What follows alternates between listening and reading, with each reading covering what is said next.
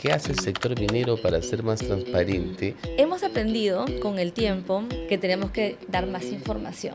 Recién en los últimos años como que hablamos fuertemente de la importancia que tiene el sector minero para el país. En estas zonas tan alejadas hay mucha ausencia del Estado y hay muchas necesidades, hay muchas brechas que hay que cerrar. ¿Cuál es el propósito de Minera Poderosa? La misión de Poderosa es transformar responsablemente la riqueza mineral en oportunidades de desarrollo y bienestar, porque eso es lo que hace la minería, y sobre todo el desarrollo de lugares tan alejados. Estas comunidades adquieren independencia económica a partir de estos proyectos. Por supuesto, porque sus rendimientos son mucho mayores, tienen que gastar mucho menos en pesticidas, mucho menos en abonos, una agricultura más limpia. Lo que queremos es que el Perú tenga otra fuente de desarrollo, otra fuente de orgullo sobre todo, ¿no? Como cualquier industria, pagamos los impuestos. Ahora lo que nos falta es que esto que el Estado recibe se convierta en esta obra pública que los peruanos queremos. Porque ahí vamos a empezar a ver desarrollo y quizás en ese momento empiecen no a ver a la industria minera como algo malo que te puede pasar, sino todo lo contrario.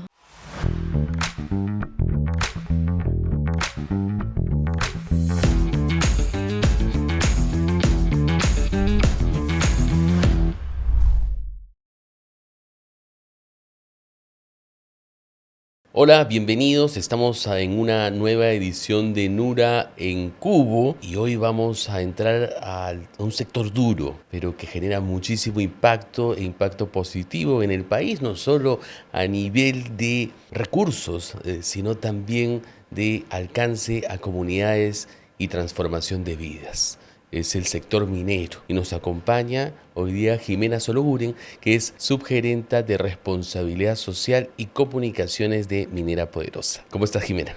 Hola David, muy bien, muchas gracias. Qué bueno tenerte además en un contexto de que viene electoral, ¿no? Y después de un año que ha sido ciertamente convulso para la minería, también para ustedes, pero de pronto no estamos terminando de contar una historia. Para mí ha sido una sorpresa muy bonita conocer lo que hace Minera Poderosa y además el propósito natural que tienen. Cuéntanos un poco desde ese punto, ¿cuál es el propósito de Minera Poderosa y cómo empieza a trabajar con las comunidades? Poderosa es una empresa minera que tiene 45 años operando en la Sierra de la Libertad. Y desde que llegamos a esta zona, una zona muy inhóspita donde no llegaba la carretera, donde no había luz, no había agua, había un colegito por ahí, pero con muchas brechas todavía por cerrar. Nosotros llegamos a explorar en el 77, la empresa se funda en el 80 y creo que empezamos a construir patas juntos, ¿no? Poderosa crecía, patas crecía, Viju crecía y se empezó a formar esta relación en realidad de muchísima amistad. Yo a la gente de la zona de Patás en verdad quiero muchísimo porque es gente que yo conozco desde que era muy niña, porque yo las vacaciones también las pasaba en Patás. La misión de Poderosa es transformar responsablemente la riqueza mineral en oportunidades de desarrollo y bienestar, porque eso es lo que hace la minería. Tú decías al principio que somos una industria dura, pero en realidad somos una industria que a pesar de que parezcamos duros por fuera, en realidad es una industria que tiene mucho que ver con el desarrollo y sobre todo el desarrollo de lugares tan alejados. Es cierto que como industria tenemos una ardua tarea todavía de comunicación, cosas que hemos aprendido un poco a la mala, nos hemos guardado un poco todo lo que significa la minería para el país y creo que recién en los últimos años como que hablamos fuertemente de la importancia que tiene el sector minero para el país, no solamente por los ingresos que generan, sino porque estos polos de desarrollo que se van creando en zonas tan alejadas, ¿no? Como es el caso de Patás. Ahora es un compromiso que además ustedes han asumido y que va trasladándose de generación en generación. Tienes un abuelo que es referente y que además fue quien, entiendo, fundó la asociación Patás. Mira, mi abuelo quedó huérfano de padre muy joven y se dedicó a una calera. Él no tuvo la oportunidad de acabar de estudiar, pero sí se esforzó mucho para que sus hermanas estudiaran. Mi abuelo era un convencido de que la educación era importantísimo para el desarrollo de las personas y el desarrollo del país. Con el pasar de los años, mi abuelo se convirtió en un gran empresario minero, pero nunca perdió este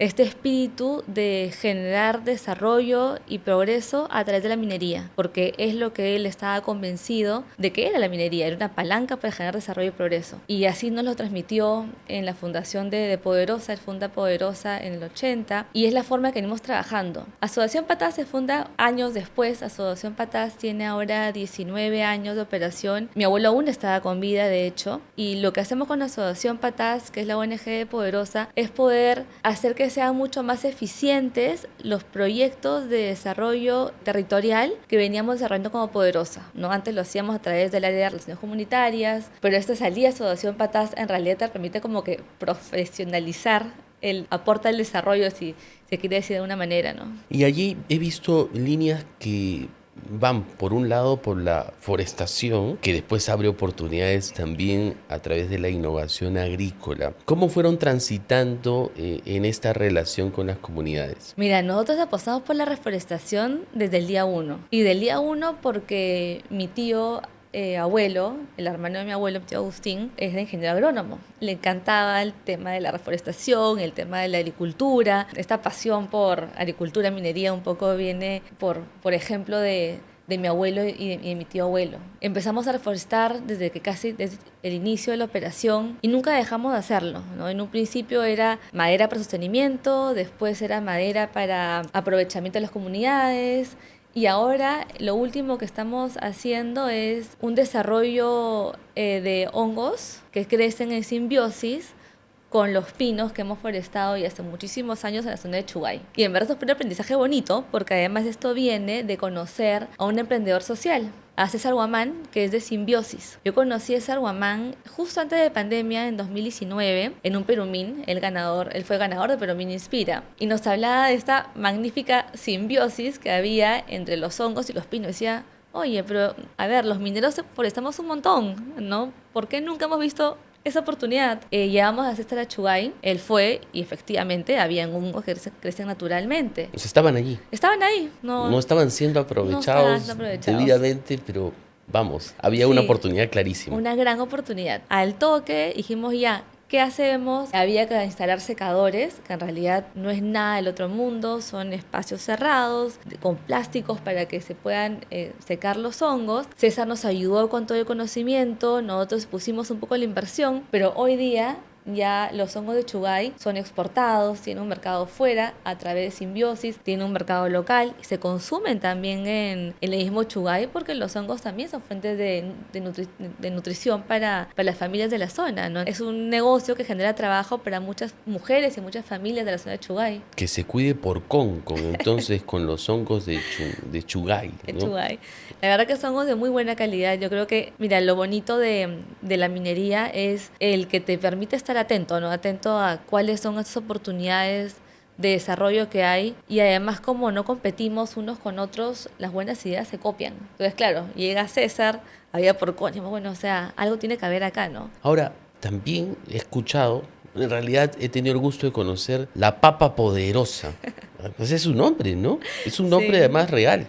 Es real. No estamos bromeando, existe la papa poderosa, existe, efectivamente. Existe. ¿Cómo es que así existe? Y además certificada y todo. Nosotros empezamos a trabajar con el Centro Internacional de la Papa y con el INIA, porque nuestro país, como todos sabemos, tiene una gran diversidad de papas nativas. Entonces empezamos a hacer un catálogo de papas de Chugay. Hay tanta riqueza genética. ¿Por qué los agricultores peruanos, los paperos peruanos, sufren cada vez que hay una helada, cada vez que viene la rancha, que es una plaga que afecta a las papas o mucho calor? Algo tenemos que hacer. O sea, tenemos todo servido. Y con el INIA empezamos a investigar y a sacar variedades que ayuden a estos paperos, pensando en la libertad, pensando en el Perú y pensando en el mundo. O sea, estamos en una época de cambio climático donde los cultivos van a ser cada vez más afectados, ¿no? Las papas es un cultivo que ha salvado a la humanidad de la hambruna en algunas ocasiones y pensamos que es importante seguir trabajando en ello. Así que la primera variedad que sacamos es la papa poderosa,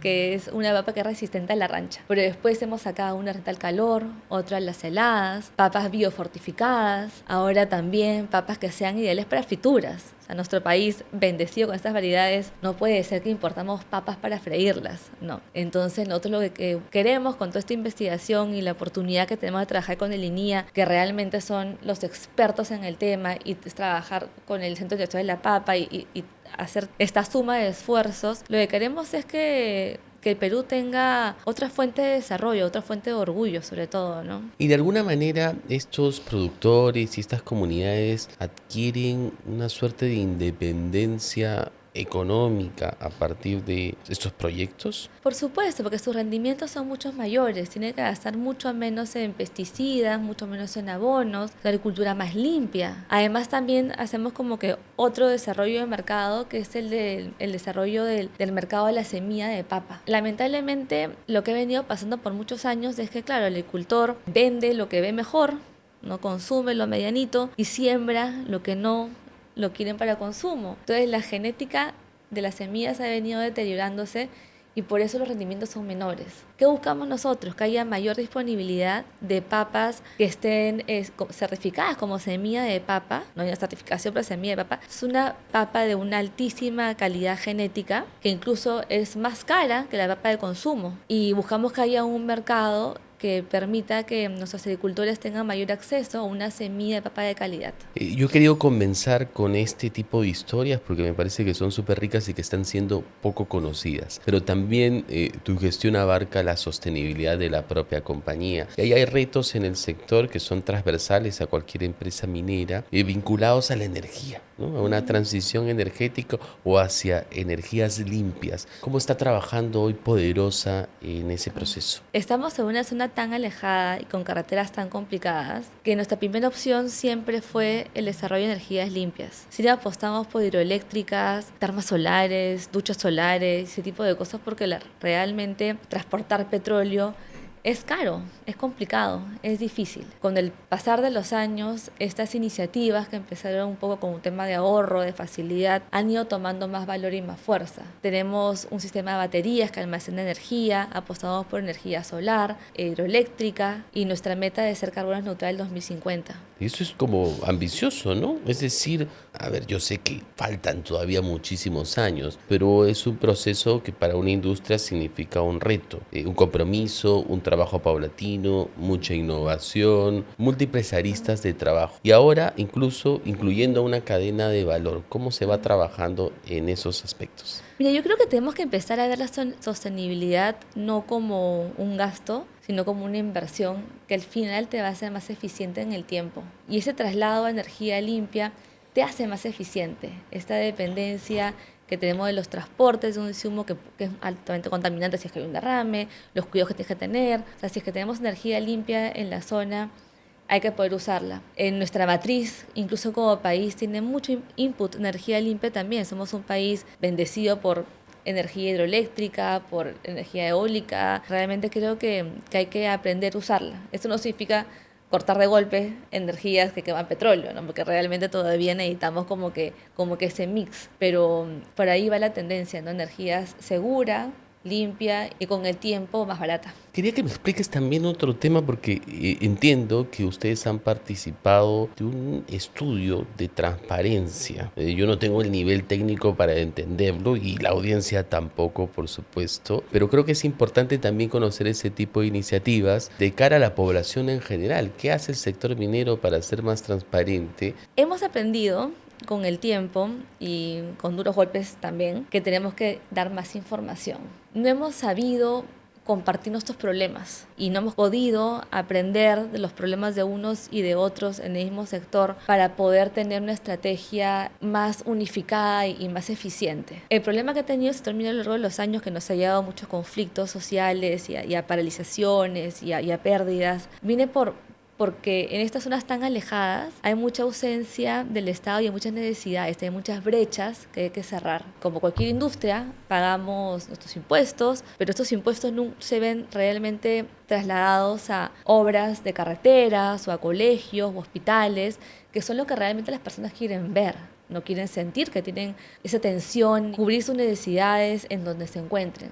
Y el sector minero tendría que tener la capacidad nata de poder lograrlo. Entonces, lo que hace el Perú, porque en realidad el EITI, que es una iniciativa de transparencia para industrias extractivas, se une a esa iniciativa y empieza a decir, ok, vamos a decir todo lo que las empresas extractivas tributan y con lo que el Estado recibe, para que vean que hay un match, acá no hay trampa, ¿no? O sea, en verdad lo que yo pago es lo que el Estado recibe, ¿no? Acá no hay nada que ocultar. Y de hecho que nuestro país por muchos años ha mantenido un match muy bueno, ¿no? Y lo sigue teniendo, ¿no? Ahora lo que nos falta es que eso que tú pagas como empresa privada y eso que el Estado recibe de tributos se convierta en esta obra pública que los peruanos queremos, ¿no? En más Claro. carreteras, en más hospitales, en más colegios, porque ahí vamos a empezar a ver desarrollo y quizás en ese momento empiecen no a ver a la industria minera como algo malo que te puede pasar, sino todo lo contrario, ¿no? Como pasa en otros países, ¿no? Y en ese sentido, cuando tú dices quisiéramos que digamos, el aporte en impuestos que da una industria, que es la más importante del país, se traduzca en obras que efectivamente impacten de manera positiva en la sociedad y respondan a necesidades y cierres de brechas. ¿Qué puede hacer el propio sector para ayudar a conducir ese flujo a los lugares correctos? No sé si están tan en tus manos o en sus manos. Mira, lo que queda claro es que algo tenemos que hacer. O sea, no podemos ser espectadores y pensar de que una varita mágica va a llegar y va a resolver los problemas. El mecanismo ahora es por impuestos, es una buena forma de atender estas Ujú. necesidades. Yo creo que se ha logrado muchísimo avance en este tema, ¿no?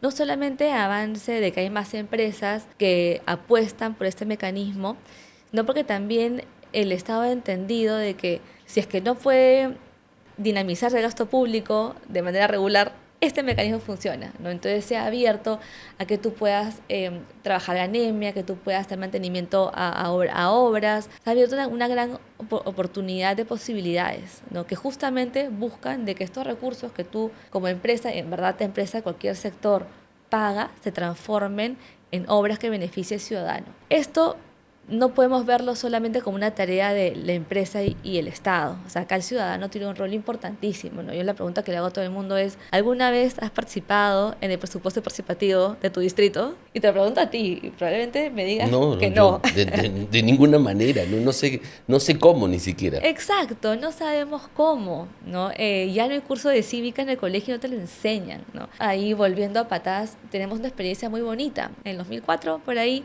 ayudamos a que se creen en realidad, porque nosotros somos meros facilitadores de estos comités de desarrollo comunal, que son comités que se forman en cada anexo, para que cada anexo del distrito pueda priorizar cuáles son las obras de que en su anexo necesitan. Necesitan un puente, necesitan un local comunal, necesitan un comedor para el colegio, o sea, ¿qué necesita cada anexo? Y luego tener sus obras priorizadas y presupuestadas también, ellos van al presupuesto participativo todos los años. Y esta torta que se reparte, que es el presupuesto distrital, empiezan a ver ya pues, Bijus le podemos hacer esto, y en Chagual podemos hacer lo otro, y en Vista Florida hay esta obra que hacer. Y en realidad yo creo que ahí es cuando empecemos a ejercer ciudadanía real. El ciudadano se involucra en su desarrollo, donde la empresa, bueno, paga los impuestos, pero también se involucra en que todo esto fluya, ¿no? Y el Estado, por otra parte, que tiene los recursos, los invierte en obras que la ciudadanía necesita.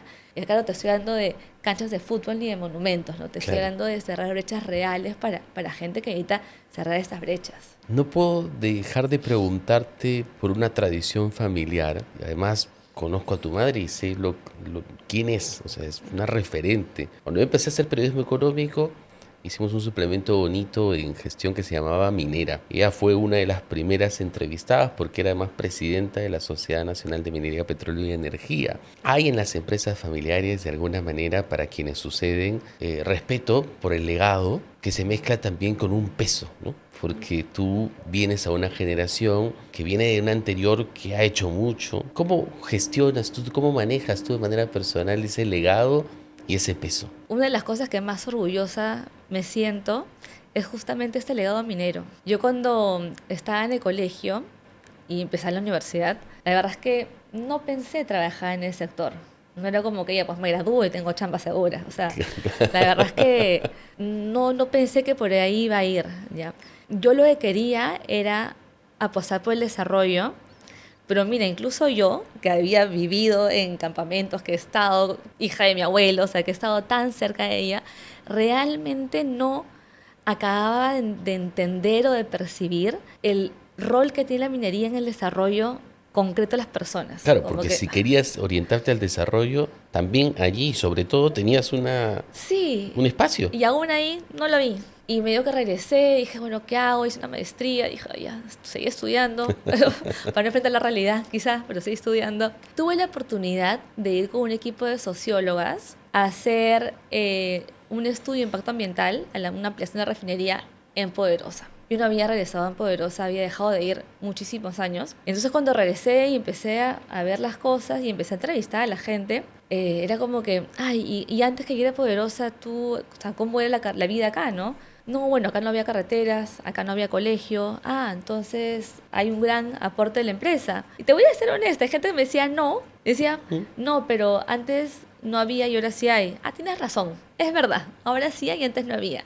Y así con un montón de gente. Y ahí realmente entendí el gran potencial de aporte que tiene una empresa a una localidad en zonas tan alejadas.